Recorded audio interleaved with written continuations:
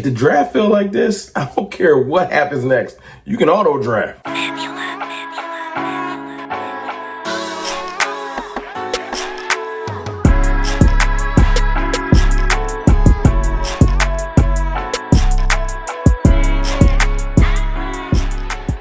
What's good, people? It's your boy, Mr. Rome, Cowboys Fan Talk, right back.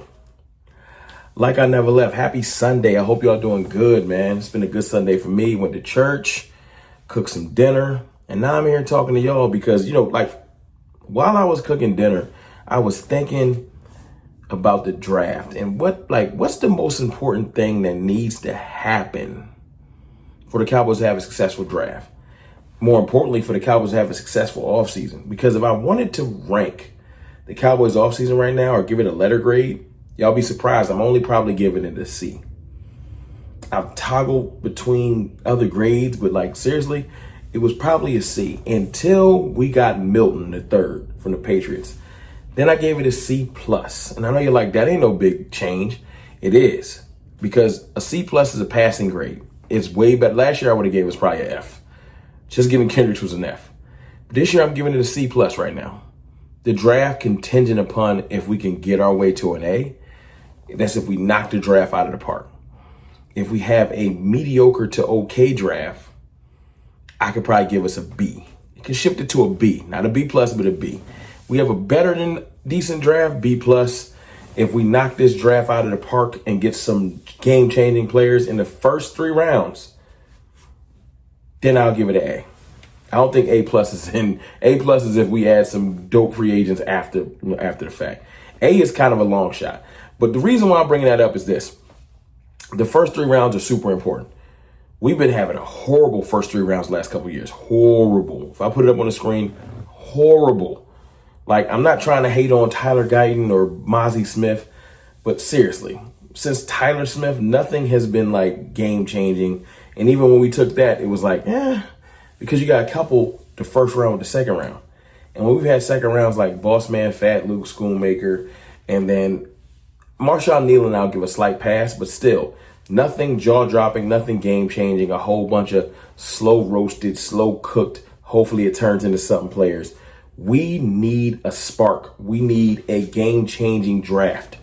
First 3 picks are pivotal, not only for additions to the team, but just fan base morale. We need something that's going to get us excited. We do. It's been bad Jerry Jones story after Stevie Jones story, after Michael Parsons contract, after Dak contract, CD contract beef, losing in the playoffs, multiple injuries. It's been a rough go for almost 2 years now. That's crazy. Since the Packers game all the way through this offseason, we've had nothing that just makes us be like, that's the move. This draft can provide that. We have had nothing that was that's the move in almost 2 years. So I was perfect 3-man mock draft.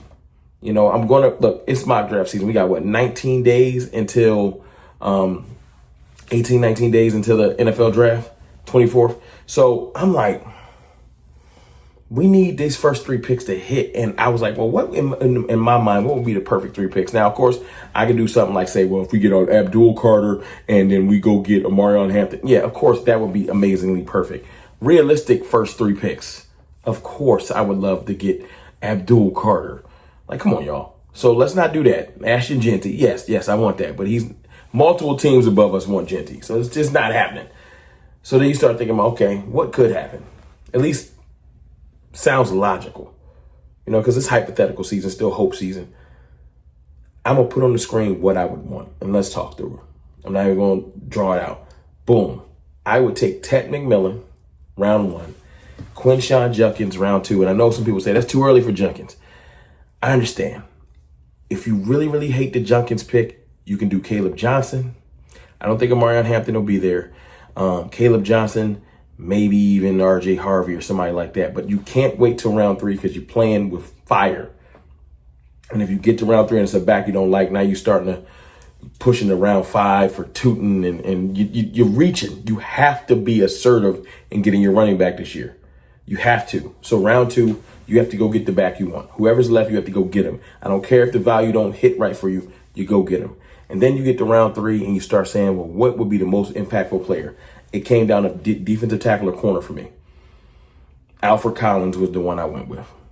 I was thinking Shamar Turner because I had a draft, and I'll show you in a second, where Shamar Turner was there, and I took him. I got him first. But I was like, I need Alfred Collins in my mind. I feel like Alfred Collins is the way to go. And PFF was not my friend. I literally had to do mock after mock after mock to get Collins to be there, which makes me feel like Collins won't be there. I know somebody in the comments is going to tell me, Collins won't be there. I know. But for the purposes of this exercise, I wanted to say, what would it perfectly probably look like?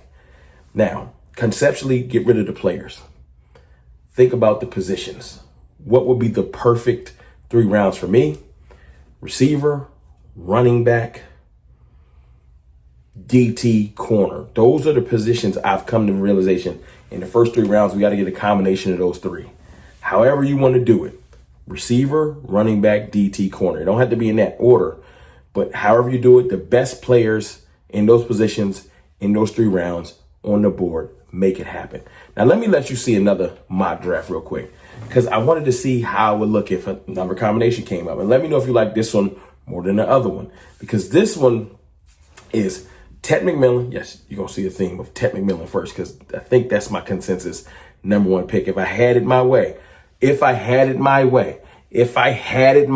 for the stupid people that are going to come here, Ted's not going to be there. This is if I had it my way. I would take Ted. Then if I went corner, like I said, I would go Trey Amos, right? Ole Miss corner. And then I would go RJ Harvey, 3rd round, because I feel like RJ Harvey would be there in the 3rd round, or Jaden Blue or somebody like that. So you got to pick your poison, because by the 3rd round, it's an alarm and everyone knows Cowboys need a running back. And then it gets dangerous. That's why I don't want to wait to the 3rd. It gets dangerous. It really do. Another one of the drafts I did, I told you I got Shamar Turner. Lastly, I'm going to show you another draft that I got that I was thinking, if I got Ted McMillan and I got Juckins, what if I didn't go DT? What if I went Benjamin Morrison, cornerback out of Notre Dame?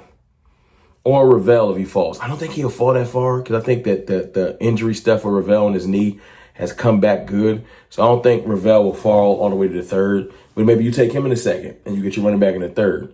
I know I'm throwing out a bunch of combinations and people are like, yo, man, you just throwing out hypotheticals for the sake of it. I'm really just trying to get y'all in the conceptual thought process of what I think will make this team better. That's pretty much it. The players are like hoop dreams and hopes. No, I'm not a psychic. These are players I think that if we got them would be perfect. It would change this team's trajectory.